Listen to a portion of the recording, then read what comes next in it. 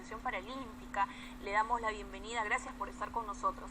Muchísimas gracias a CMD por la invitación. Cuéntanos, justamente estábamos hablando mucho de lo que va a ser Río 2016 y los Juegos Paralímpicos son muy importantes también. Vamos a llevar una delegación importante y cuéntanos acerca de cuándo están partiendo ustedes y cuándo inician los Juegos Paralímpicos. Los Juegos Paralímpicos se dan siempre después de un par de semanas de los Juegos Olímpicos, usando la misma villa, los mismos sistemas de acreditación, y en este caso la inauguración va a ser el 7 de septiembre.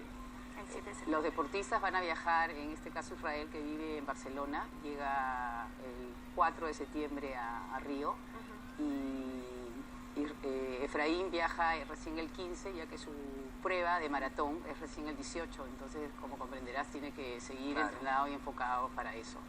Y Jenny Vargas, que en atletismo, también viaja el 4 de septiembre para estar presentes en la villa el 5, que es la presentación de Perú en la villa oficial. Ahora, nos hablaba fuera de cámaras que al margen de ser solamente 3 deportistas paralímpicos, bueno, digo solamente entre comillas, ¿no? Porque uno imagina una organización gigante y todo, pero bueno, son 3 deportistas que tienen muy buenos números. Bueno, sí, son deportistas de peso en realidad, ¿no?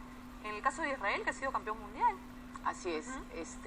Los deportistas, para llegar a los Juegos Paralímpicos, es de la misma forma del proceso de llegar y de marcas. Tienes marcas A, tienes marcas B, tienes marcas muy competitivas. Y Israel nos dio los resultados el año pasado de ser campeón del mundo, viviendo en Europa. Y ahora va a participar en la categoría C2, donde tiene muchas posibilidades de estar y agarrar podio, como se dice. En el caso de Efraín, quien por primera vez corrió una maratón en Sevilla en enero, y nos dio la grata sorpresa de clasificar y que sus marcas también están dentro de las mejores. Efraín Sotakuro, ¿verdad? Que está su registro entre las 3 mejores marcas del mundo. Así es, así es. Entonces ahí estamos hablando ya de 2 posibilidades muy reales de poder conseguir grandes cosas. Bueno, la idea es eso, y poder llegar a tener más representación a futuro.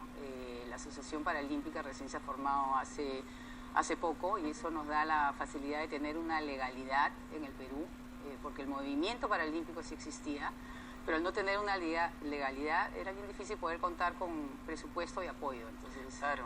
No, yo te iba a preguntar sobre eso. ¿Cómo va el deporte paralímpico en el Perú? Considerando también que hay deportes, digamos, en las Paralimpiadas, hay deportes que no hay en las Olimpiadas, porque de repente hay un deporte que por el tema de ser paralímpico se reduce o se hace de una manera distinta para que haya una participación. ¿Cómo va el deporte paralímpico en el Perú? Así es. En los Juegos Paralímpicos hay más de 20 deportes. En los Juegos Panamericanos, en este caso que Lima va a ser el país anfitrión, se van a ofrecer 17 deportes.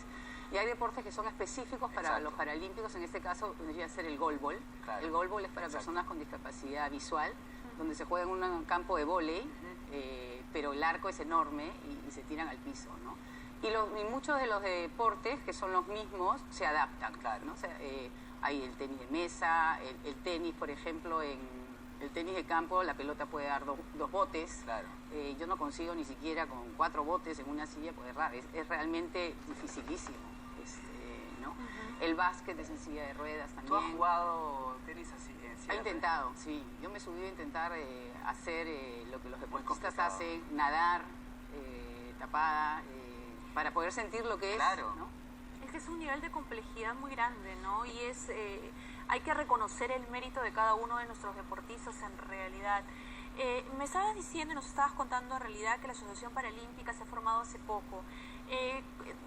¿Qué pasos se van a seguir tomando? ¿No? Estamos ahora todos en expectativa porque se viene Río y la fiesta a veces hace que todo se concentre en ello.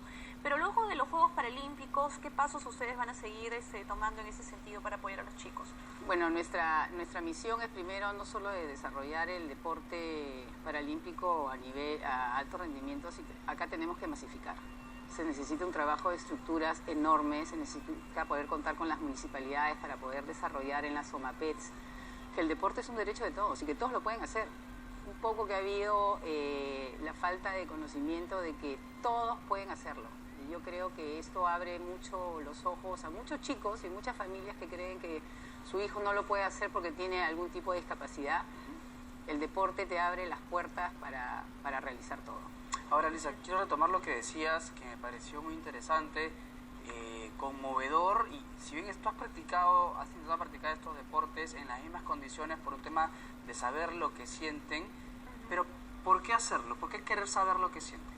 Porque ponerte en el zapato de lo otro te da primero para sentir cuáles son las barreras que necesitas, ¿no? O sea, yo te traigo ahorita a alguien en una silla de ruedas, o a ti te digo, ok, vas a salir del estudio, pero te vas a ir tapado los ojos. Claro. ¿Cómo te vas a dirigir? ¿A dónde te vas a dirigir? ¿Cómo tienes que subir, ¿no? Las barreras que existen de accesibilidad en el Perú son muy grandes, que cada día tenemos que tratar de mejorarlas, ¿no? Las barreras de inclusión que existen. Exacto. Entonces, es muy importante que todo el mundo sienta lo que es y verlos con respeto, porque son deportistas. Claro. Y hay muchísimos chicos que no saben las posibilidades que podrían tener, que pueden ser el futuro para el Perú, y desarrollar el deporte por el hecho de hacer deporte. Mi pregunta, ¿no?, justamente iba por eso, porque hay mucha gente que puede poner ciertas barreras para no hacer deporte, o siente de repente que por no tener algunas capacidades ya es incapaz, y no es eso, ¿no es cierto? Hay muchas formas en las que uno puede estar capacitado como ser humano. Tú puedes ser incapaz para unas cosas, pero muy capaz para otras. Lo mismo Carola, lo mismo yo, y las personas nos están viendo. Somos incapaces para algunas, pero muy capaces para otras. El tema es descubrir en lo que somos capaces. Has tocado un tema súper importante, porque una cosa muy importante es la terminología. Exacto. ¿No?